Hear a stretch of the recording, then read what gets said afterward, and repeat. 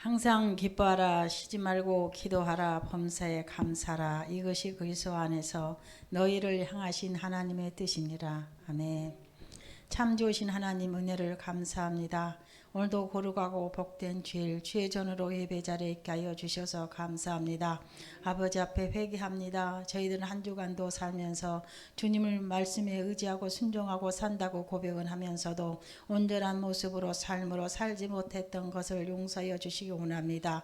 오늘도 성령 하나님의 친히 아버지 저희들의 마음과 심령도 만져주시어서 오늘도 진리의 말씀들로 채워가는 귀한 은혜가 되기를 소망합니다.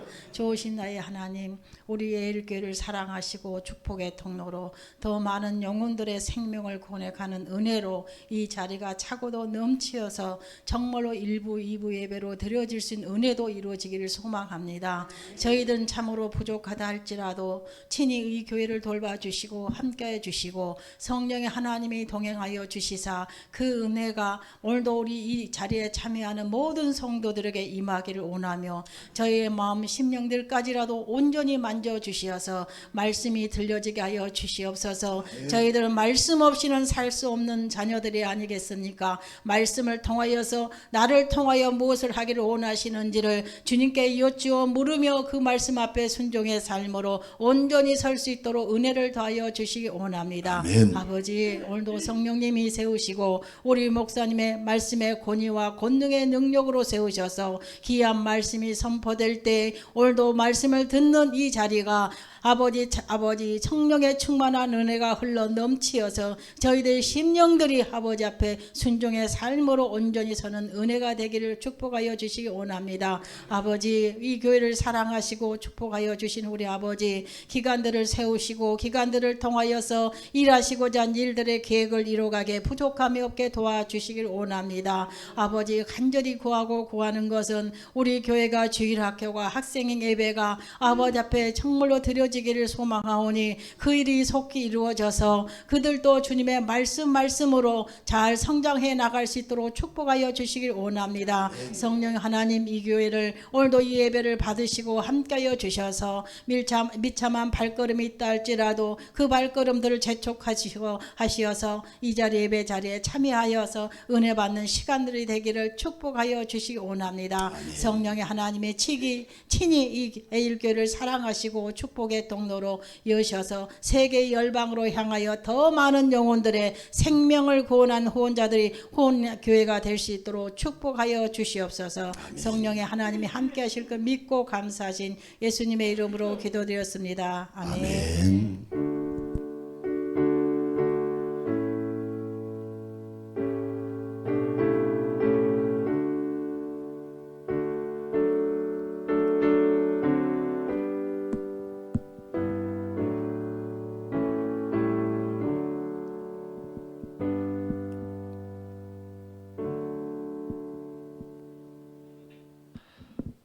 자, 오늘은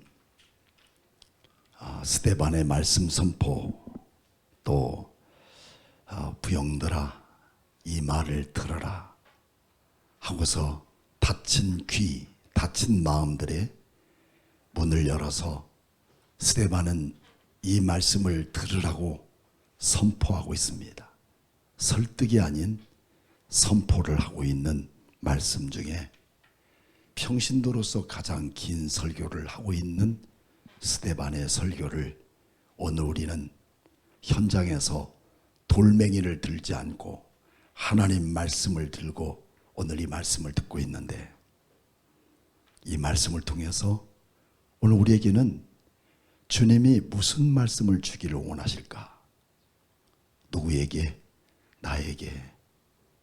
스데반이가 설교한 이 내용의 말씀을 통해서 하나님은 오늘 이 시대 안에 있는, 그리고 우리 예일교회 안에 있는 여러분들에게 어떤 말씀을 주시고자 할까 하는 기대가 매주마다 생겨지기를 축복해요. 아멘입니까? 저는 그런 마음으로, 그런 기대로 설교를 합니다. 훌륭한 종교 지도자나 또 정치인들도 언제나 과거를 뒤집어 보게 됩니다. 하지만 평범하게 살아가는 사람, 이름 없이 소박하게 살아가는 사람들에게는 과거야 어쨌든 누구도 그 과거에 대해서는 묻지 않아요. 하지만 훌륭한 사람일수록 또 뛰어난 사람일수록 지나간 과거가 어떤 사람이었는가에 대한 부분을 반드시 뒤집어 봅니다. 오늘 7장의 말씀은 스데반이가 과거의 유대인들의 사건을 낱낱이 찾아서 다시 뒤집어 보는 거예요.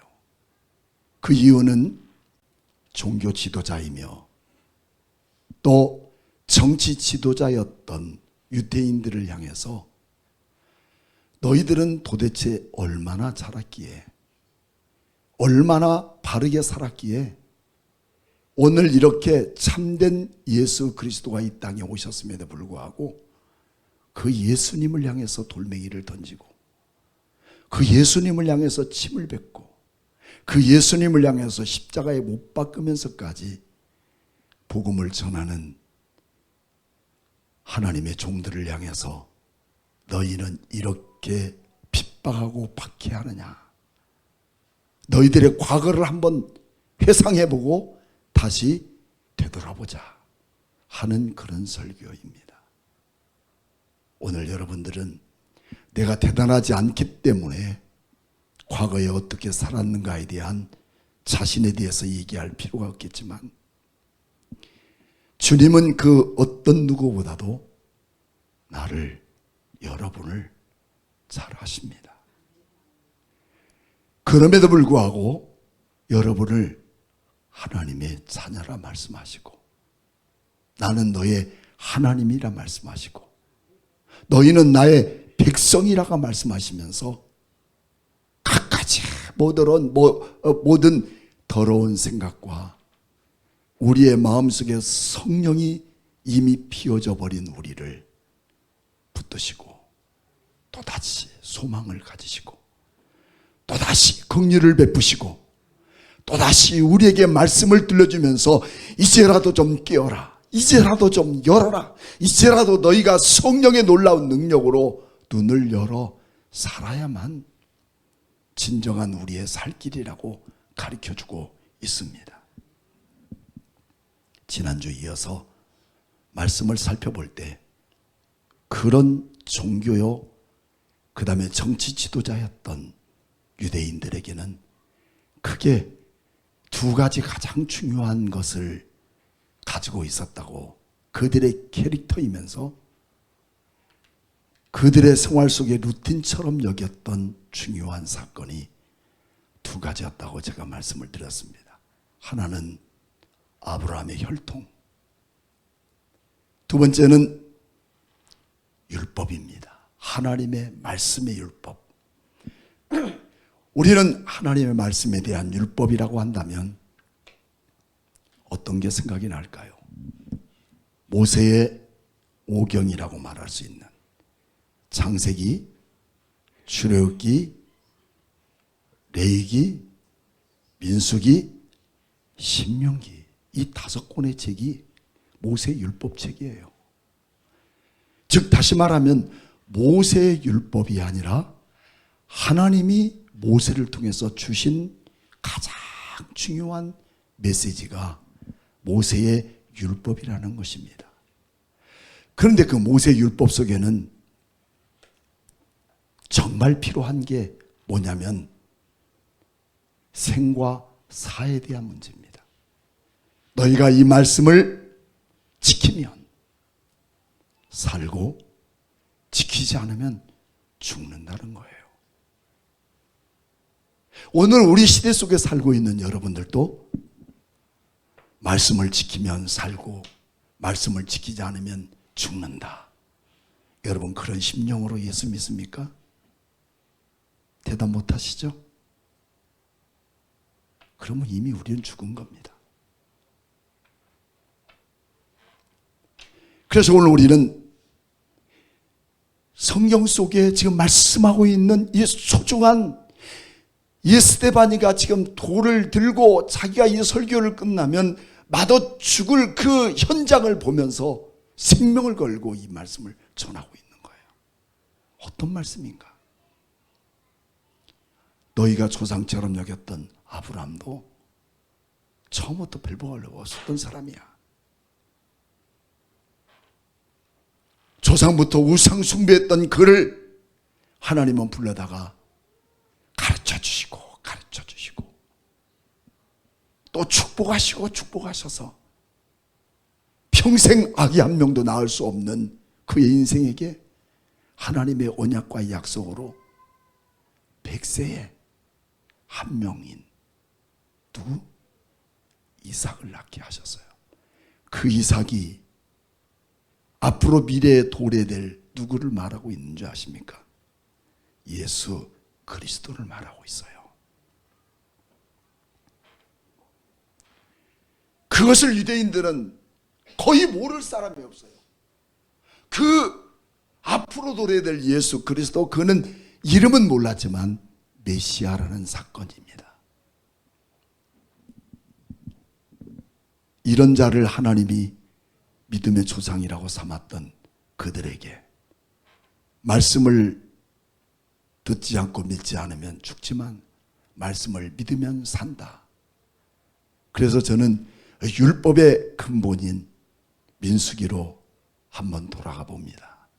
여러분의 성경책 맨 앞쪽 창세기 출애굽기 다음에 레위기 그리고 민수기가 있습니다. 율법입니다.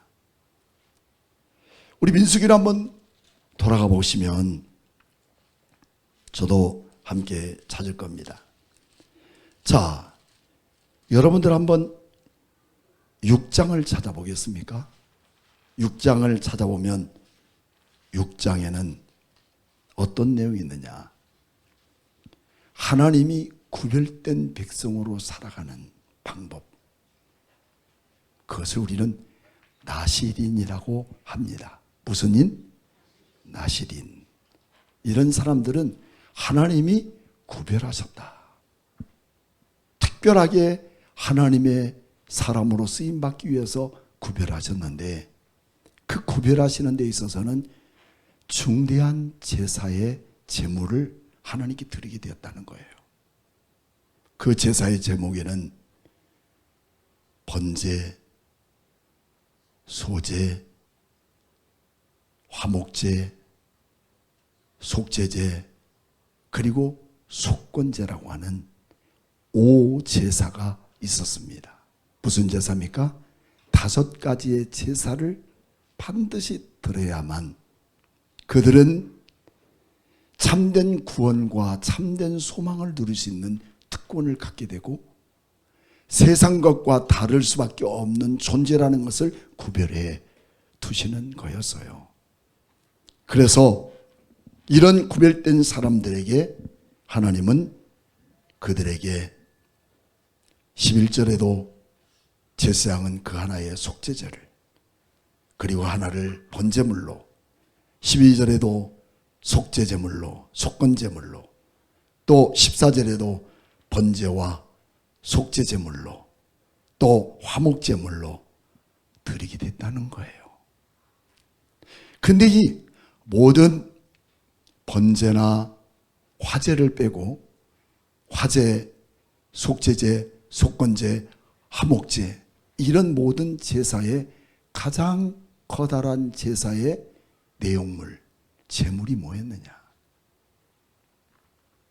가난한 자들에게는 비둘기, 그리고 보리, 밀가루, 이런 것으로도 하나님께 드릴 수 있었어요.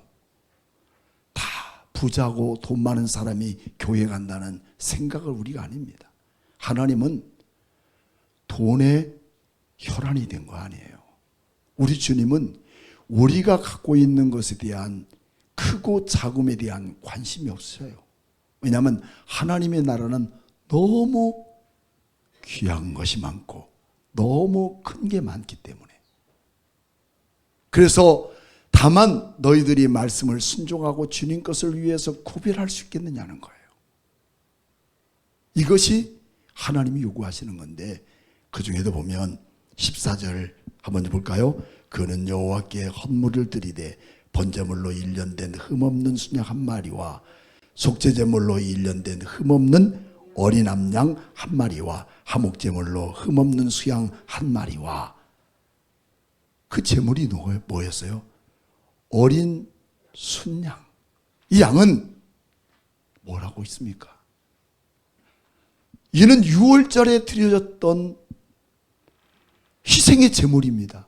이것은 장차 도래될 희생의 제물인 어린 양이신 예수 그리스도를 지금 계속해서 말씀하고 있어요.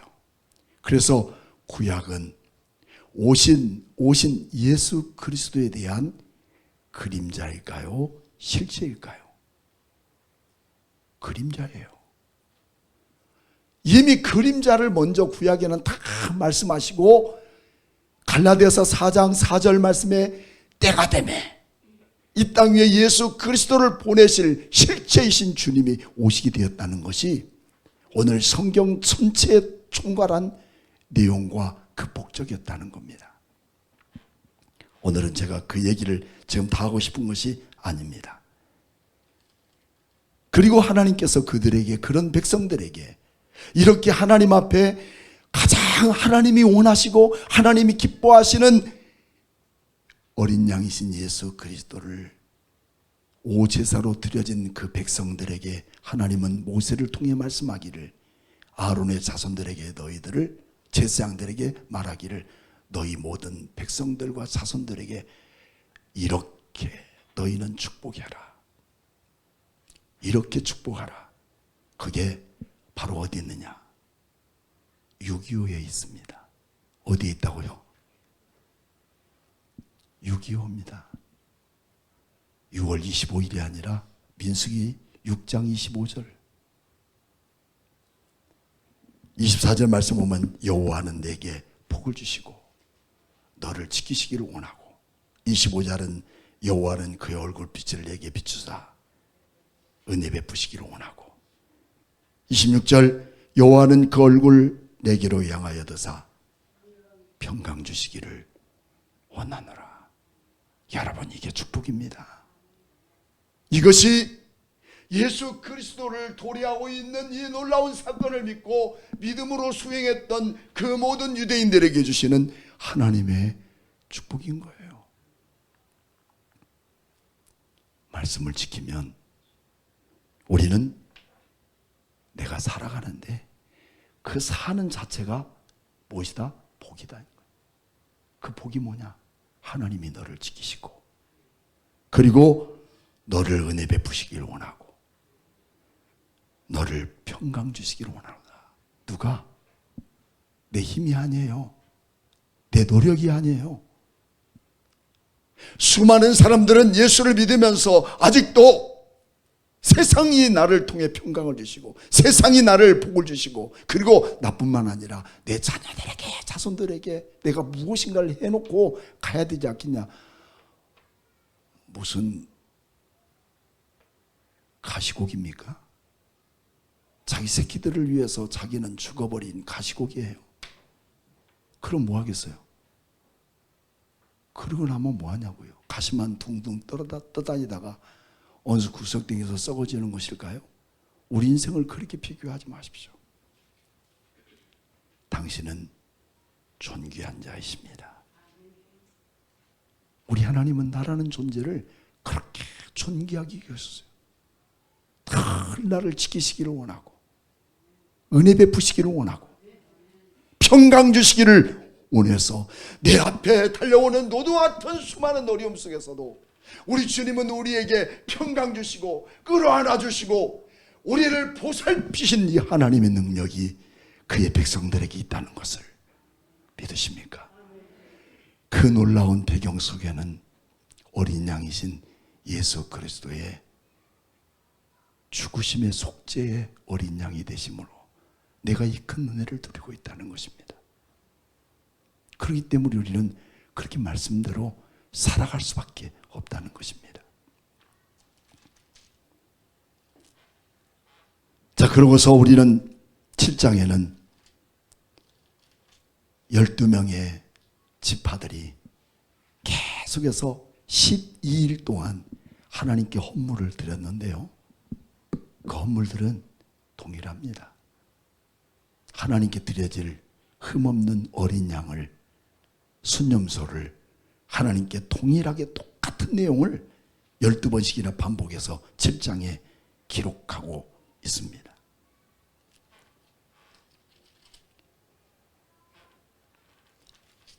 그리고서 여러분 9장에는 하나님께서 드디어 그들에게 유월절을 마지막 지키고 그 인생들에게 하나님이 드디어 시내산을 출발해서 목표는 어디다? 파란 광야. 그곳은 가데스 바네아가 있는 곳입니다. 시내산까지 2년을 걸어서 드디어 파란 광야를 가게 됩니다. 그리고 파란 광야에 딱 머물렀는데 하나님이 이스라엘 백성들의 한 지파에 한 명씩을 뽑아가지고 모두 몇 명이에요? 12명을 뽑아서 지금까지 이스라엘 백성들에게 계속해서 성경을 보여주면서 있는 현실을 보여주면서 다 합습했던 그들에게 실전으로 내보냅니다. 우리 성도들이 오늘 주일날 말씀을 들음을 통해서 여러분들은 하나님의 소중한 말씀을 학습하고 있는 줄로 믿습니다. 이 말씀이 끝나면 우리는 어디로 갈까요?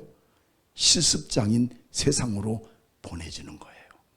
우리 예수님도 마찬가지였죠. 우리 하나님도 학습만 했던 이들을 드디어 10장에서는 13장에서는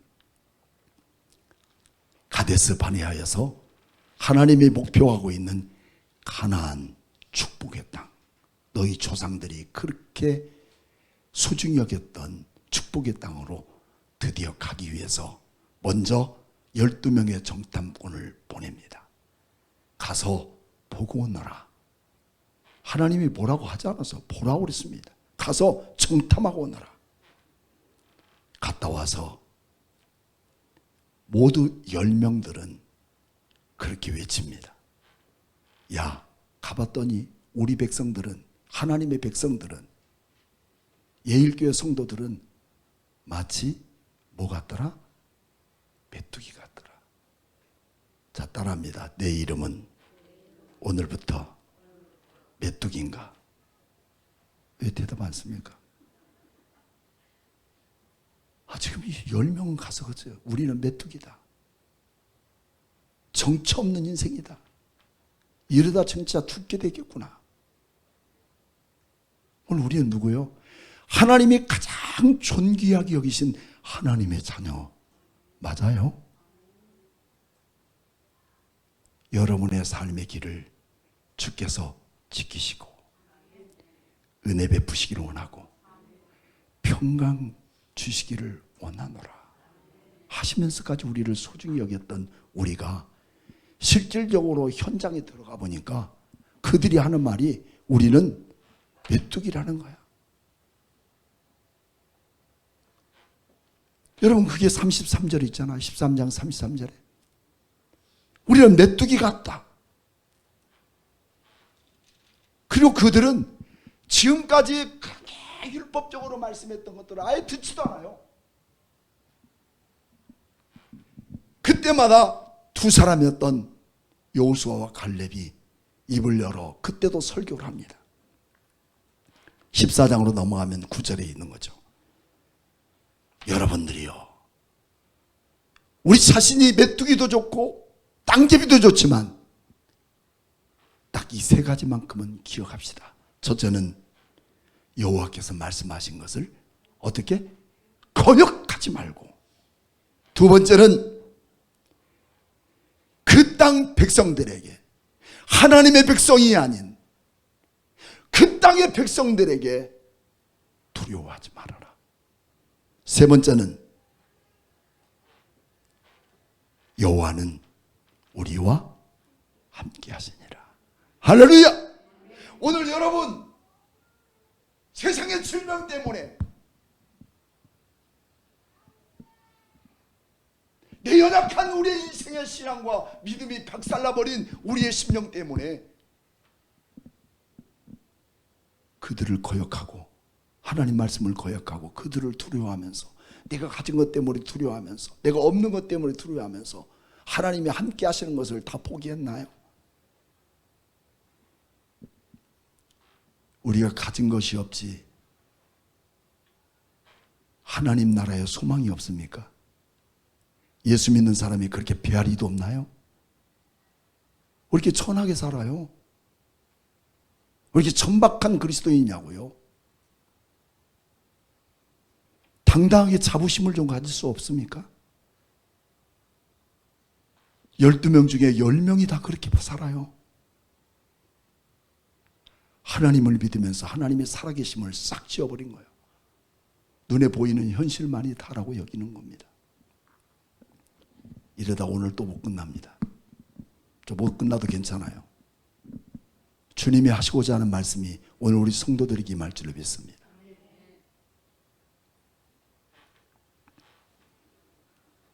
여호와를 거역하지 말고 세상의 어떤 것도 두려워하지 마라. 여러분의 질병 때문에, 여러분의 사업하다 망한 것 때문에 두려워할 이유가 없습니다. 아유, 목사님도 한번 해보시죠.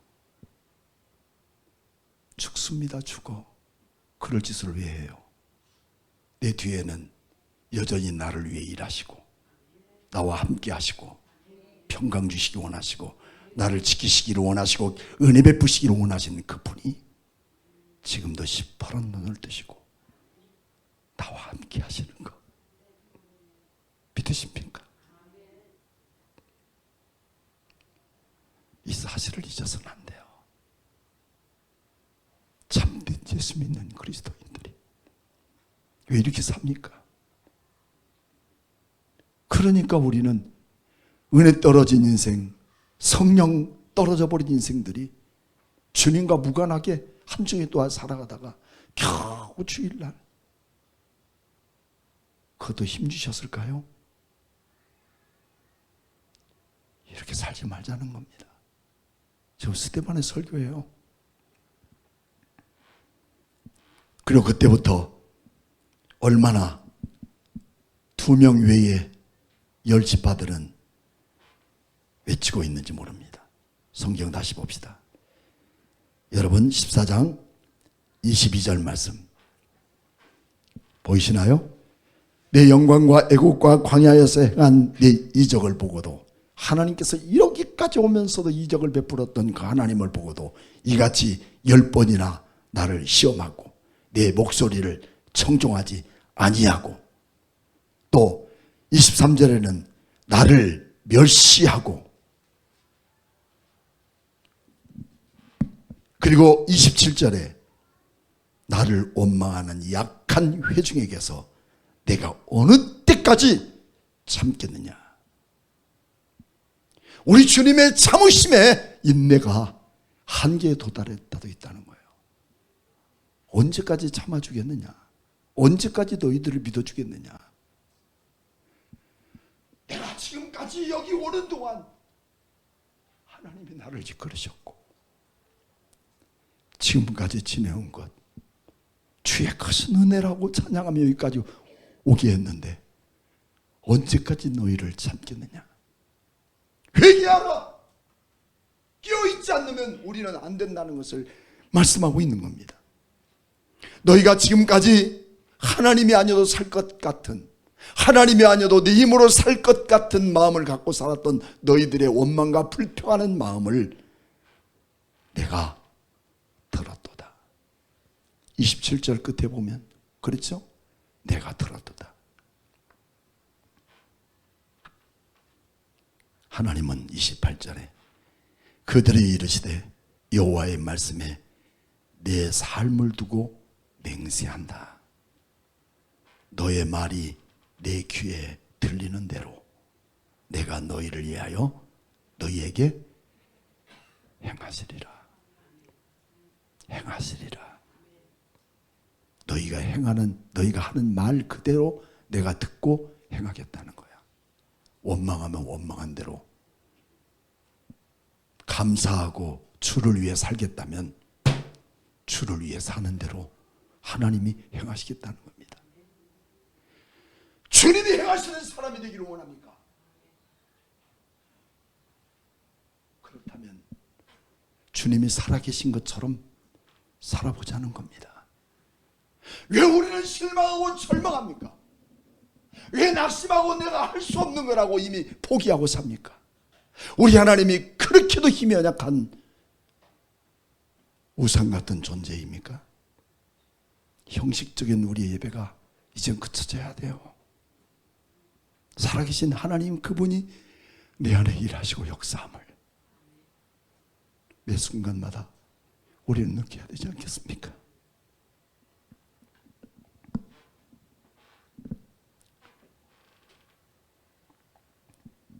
그래서 하나님은 원망하는 사람 10지파들에게 내가 너에게 반드시 이같이 행하리니 그들이 이 광야에서 절대 가나안 땅에 들어가지 못하게 하리라. 그래서 가데스 바네아에서 몇 년 동안 사냐면 38년 동안 삽니다. 그래서 애굽 땅에서 시내산까지 가데스 바네까지 오는 동안 2년이 걸렸고, 가데스 바네아에서 38년 살았으니까 모두 몇 년이에요? 40년 동안 살다가 먹다 죽는 인생으로 가나안 땅 들어가 보지도 못하고 다 거기서 죽어요. 가나안 땅에 들어간 사람, 하나님의 약속과 언약을 이루셨던, 아브라함에게 이루셨던 언약의 말씀을 지키고 가나안 땅에 들어간 사람은 누구밖에 없어요? 여호수아와 갈렙. 그 나머지도 하나도 없네? 아니죠. 제2세에 난 자녀들, 말씀을 불순종하지 않은 제2세의 자녀들을 하나님은 다시 키우잖아요. 다시 키워서 또다시 새로운 계명을 주셔요. 그게 신명기예요. 하나님이 다시 말씀을 가리키고 훈련해서 그들을 이제 무장해서 가나안 땅으로 보내지 않습니까? 거기에 포함된 사람이 여호수아와 갈렙이에요. 여러분, 말씀대로 삽시다. 말씀이 가는 데까지 가고, 세상 소리 제발 듣지 말라고. 하나님 말씀을 주님께서 들려주신 대로 듣고 멈추라는 곳에 멈추는 거예요. 그래서 사무엘은 사무엘상 17장 22절 말씀에 순종은 제사보다 낫고 또 듣는 것은 수양의 기름보다 낫다. 그래서 로마서의 말씀 속에는 우리가 무엇을 들을 것인가 그러면 듣는 것은 수양의 기름보다 낫다 했는데 우리는 그럼 뭘 들어야 되는가? 주일 예배도 안 드리고 모든 예배도 안 드리고 내 믿음일 거라고 생각합니까? 절대 곤란합니다. 그래서 로마서 10장 17절 말씀에는 말씀은, 믿음은 반드시 들음에서 있다. 말씀은 들음에 있다 하는 것을 말씀하는 거예요. 말씀을 들을 때마다 믿음 주시고 성령 주시고 세상을 이길 수 있는 힘과 능력을 주시는 게 하나님의 말씀, 살아 역사하시는 말씀이 아니겠습니까? 말씀을 듣지 않는데 어디서 말씀을 듣느냐고요? 믿음이 생기느냐고요? 귀한 성도 여러분, 우리가 이 땅에 살아오는 동안 하나님의 능력과 권능으로 살기를 원하신다면 하나님의 말씀을 들을 수 있어야 해요. 어디서 들어가는가?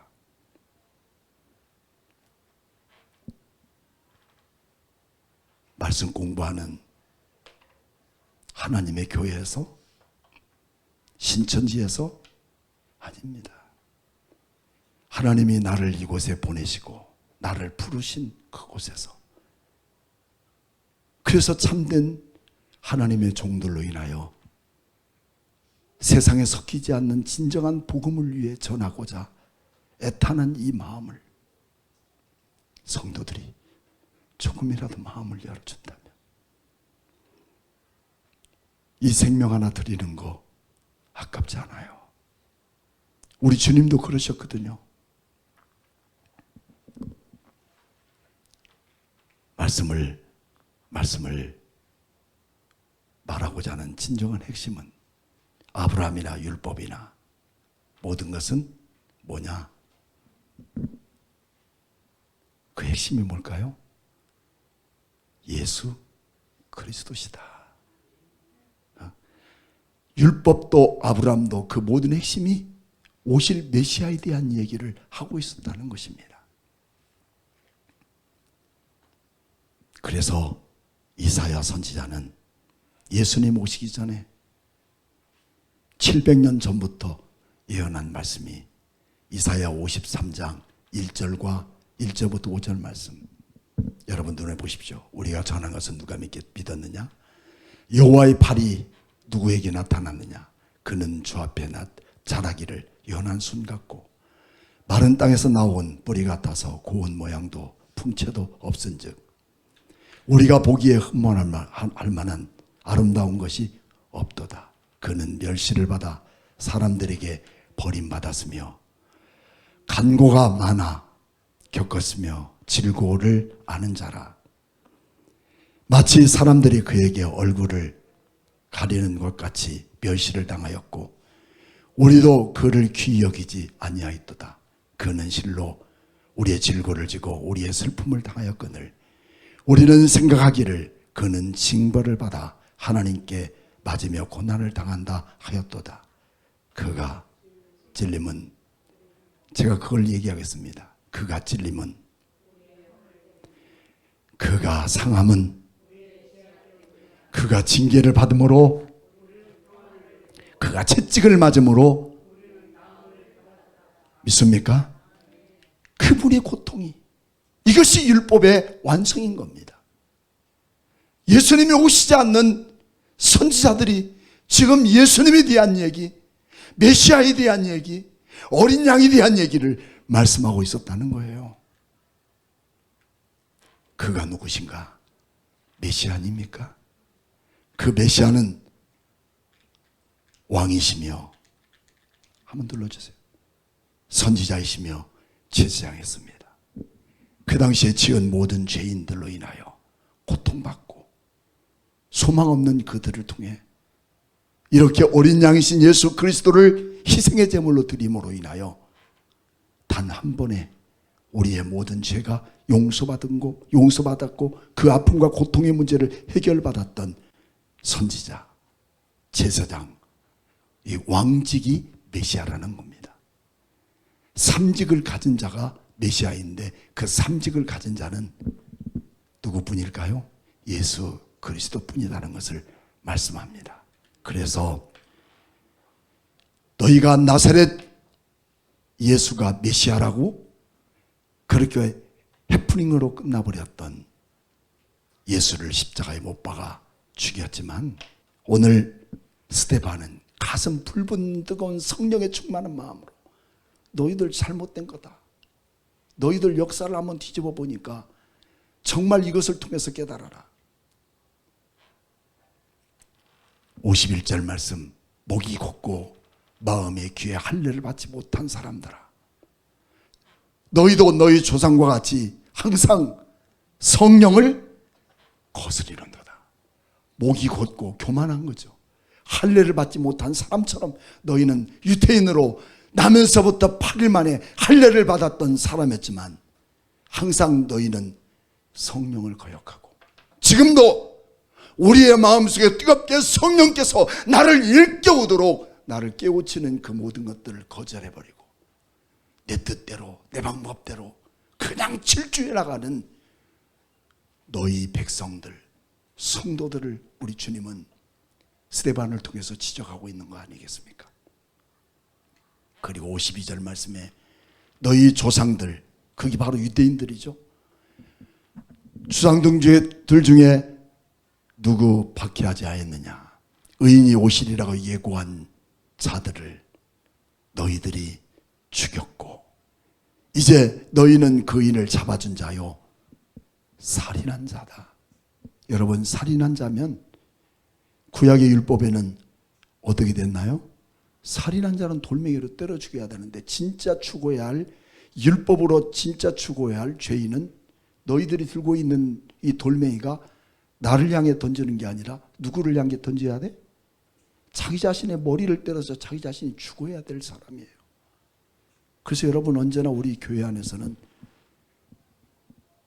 손을 한번 열어보십시오. 이 검지를 열어야 돼. 다른 거 열면 곤란해요. 검지를 열었습니까? 다 들으셔? 다 들어. 114님도 들으시고. 너 때문이야. 시작.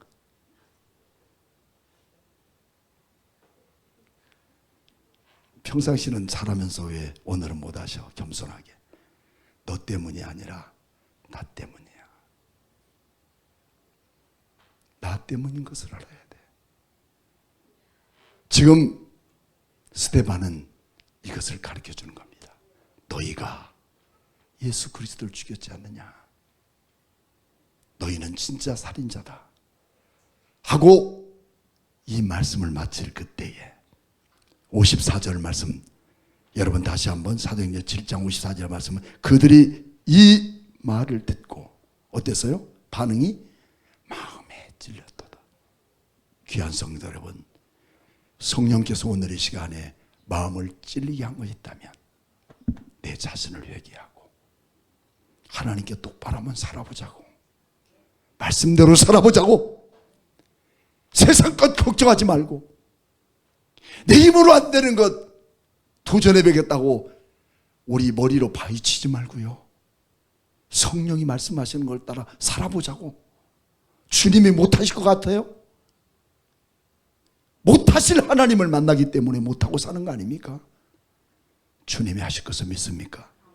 주님은 능치 못함이 없을 것을 믿습니까? 주님이 하십니다. 마음에 찔렸던 그들은 돌멩이를 들어서 사울을 짓이겨 버립니다. 이 그림은 지금 어떤 화가가 그린 사울을 돌멩이로 때리는 장면의 모습입니다.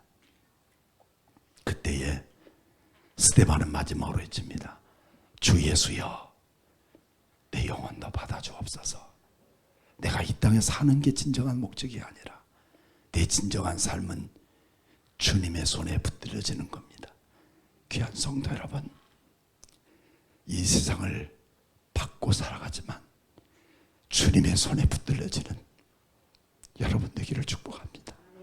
주여, 그리고 저들을 용서해 주옵소서. 저들이 잘못이 아닙니다. 저들이 지금 잘못 알고 있기 때문입니다. 끝까지 남을 비난하고 너 때문이야라고 말하지 않고 용서를 구하는 이 스데반의 간절한 기도 때문에 오늘 여러분과 제가 예수 믿고 이 구원의 은총의 자리에 있는 걸 믿고 믿음의 주님을 바라보며 살아계신 주님을 바라보며 믿음으로 꿋꿋이 험한 세상 승리하며 살아가는 우리 예일교회 모든 성도들이 되기를 주님의 이름으로 축복합니다. 우리 함께 찬양하고 지난주에 불렀던 찬양 같이 하고 우리 함께 뜨겁게 1분 동안 기도하겠습니다.